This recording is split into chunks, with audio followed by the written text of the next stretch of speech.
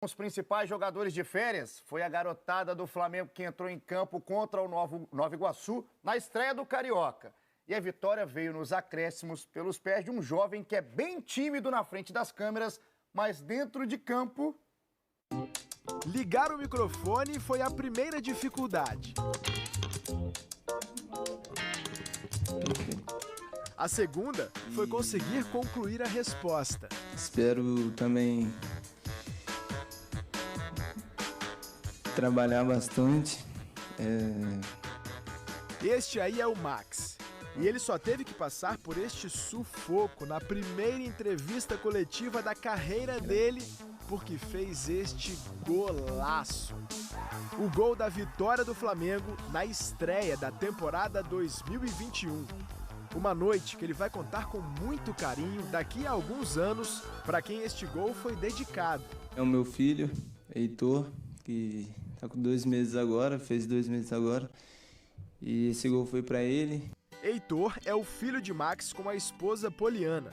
O meia do Flamengo tem apenas 19 anos. É de Juiz de Fora, em Minas Gerais. Chegou ao Clube Carioca em janeiro do ano passado, depois de se destacar pelo Tupi, na Copa São Paulo de Futebol Júnior. Ontem foi a estreia dele pelo time principal do Flamengo. Até poucos dias atrás, o professor Maurício falou que a gente ia ter uma oportunidade de disputar o Carioca, a equipe principal do Flamengo. E hoje, graças a Deus, eu pude entrar no segundo tempo e ter fazido aquele gol lá, maravilhoso, e ter dado a vitória pro time. O gol de Max foi no último lance do jogo. Antes disso, a partida estava difícil. No primeiro tempo, foi praticamente um ataque contra a defesa, mas o Flamengo não levou muito perigo. No segundo tempo, o Nova Iguaçu foi quem teve as chances mais claras para abrir o placar. Colocou até uma bola na trave. Logo na sequência, Gabriel Batista fez uma boa defesa. Com 22 anos, o goleiro era o mais experiente em campo. Maurício Souza, técnico do Sub-20, foi quem comandou uma equipe basicamente formada por garotos da base, com alguns jogadores que atuaram com o elenco principal na temporada passada. O Rogério Ceni me deixou muito à vontade, falou para que eu tivesse tranquilidade para tocar esse projeto momentâneo aí, da forma como a gente entendia ser melhor. É claro que a gente tenta espelhar uma maneira de jogar, mas nem sempre é possível, até porque você tem que ter peças que também, né, que se espelhem, né? Mas o que me deixa satisfeito foi a confiança que ele passou e a tranquilidade para que eu pudesse exercer o trabalho nesse início. Como este não era o time que foi campeão brasileiro há 5 dias, a lembrança do título estava neste mosaico aqui no Maracanã, junto com um agradecimento à torcida. Aliás, os torcedores vão poder acompanhar esses meninos por mais alguns jogos, porque grande parte do elenco principal ganhou uns dias de folga, incluindo o técnico Rogério Ceni. A reapresentação deles será daqui a 2 semanas, no dia 15 de março. Sempre que tiver uma brecha a equipe principal do Flamengo, se ele me chamando também, eu vou estar sempre disposta a subir e ajudar a equipe principal do Flamengo. E para conhecer o Max de verdade, esqueça este da coletiva, ainda muito tímido. Fique com este daqui, que saiu de campo chorando de emoção. Foi muito bom representar esse time, esse manto maravilhoso, e espero ajudar muito essa equipe. Vamos, Flamengo! Aí o Max se soltou, né? Depois de começar quase não saber ligar o microfone ali. Tudo bem, Lofredo? Tudo bom? Como é que você tá? Bem. Tudo tranquilo? Bem, Igor. É legal a história do Max, é mais uma história aí que a gente tem para contar do futebol. Acho que essa questão dele desenvolver na frente das câmeras leva um certo tempo. A pessoa não está muito acostumada e também o trabalho dele não é esse. O trabalho dele é dentro do campo. Se ele fizer o que ele fez, ele precisa de falar, né? Fazer um gol como aquele é que é o trabalho dele. E acho legal também a gente mostrar que futebol de base não é só você criar o jogador ali, receber com 9 anos, 11 anos e desenvolver todo aquele período do jogador, a formação do jogador. Você pode captar também. Né? Então, o Flamengo vai lá no Tupi, observa um jogador e traz ele já no sub-20. e ele vai ser profissional do Flamengo. Então, isso é uma maneira de trabalhar a categoria de base, você tem que trabalhar as duas paralelamente. E aí você tem um sucesso na categoria de base. Acho que o sucesso da categoria de base do Flamengo nesse momento é óbvio, porque ontem nessa equipe estava o João Gomes, Rodrigo Muniz, Natan, Noga também, já jogou no principal, o Gabriel, que era... O próprio Lázaro, né? O Lázaro, já tinha participado, mas assim, efetivamente no Campeonato Brasileiro, você tem... O João Gomes entrou muitas vezes. Sim. O Rodrigo Muniz, o Rogério Ceni colocou em algumas oportunidades, já tinha até saído para empréstimo. Então já eram jogadores formados ou captados pelo Flamengo para a categoria de base que já estavam sendo aproveitados no profissional. Então isso já dá para dizer que é um trabalho de sucesso. O Max chegou no final de janeiro do ano passado, né? Veio do Tupi. Um abraço para o Juiz de Fora, né? O Tupi, a gente não fala tanto de Juiz de Fora, um abraço. E quem está aqui para falar com a gente? Carlos Cereto. Já está posicionado. Juiz de Fora é Minas ou é Rio? É Minas. Juiz de Fora é Minas. Aí, tá vendo? Olha lá, Cereto. Já começou assim, cara. A gente fala de Juiz de Fora, já me chama de carioca do Brejo. Somos mineiros, hein? Somos mineiros, mas você não vai encontrar ninguém torcendo para Cruzeiro e Atlético em Juiz de Fora, hein? Você vai encontrar todo mundo torcendo para Flamengo, Vasco, Botafogo, Fluminense. Bom dia, Igor. Bom dia, Lofredo. Bom dia, Ceretinho. Bom dia a todos. E que golaço do Max, hein? A gente estava vendo aí de microfone, estava tremendo, mas foi um golaço. E aí, cara, no fim do jogo...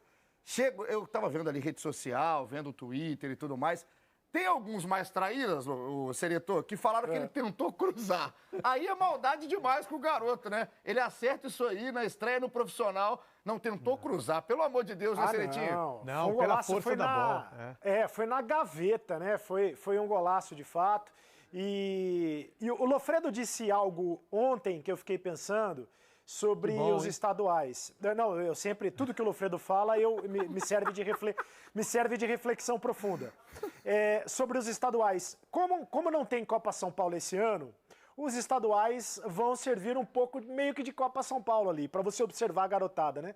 É isso que vai acontecer. A não ser que você remodele os campeonatos estaduais, e eu acho que eles precisam continuar, mas de um jeito diferente, de um modelo diferente, cada vez mais os grandes vão usar os estaduais para observar a molecada, porque o calendário não tem jeito. Né? Como é que você ia botar o time principal do Flamengo para jogar ontem? Não tem como, né? Então é isso, serve de observação para a molecada e o Max apareceu como um dos garotos aí do Flamengo, prospectado, e eu adoro esse verbo, né, do prospectado no Tupi de Juiz de Fora.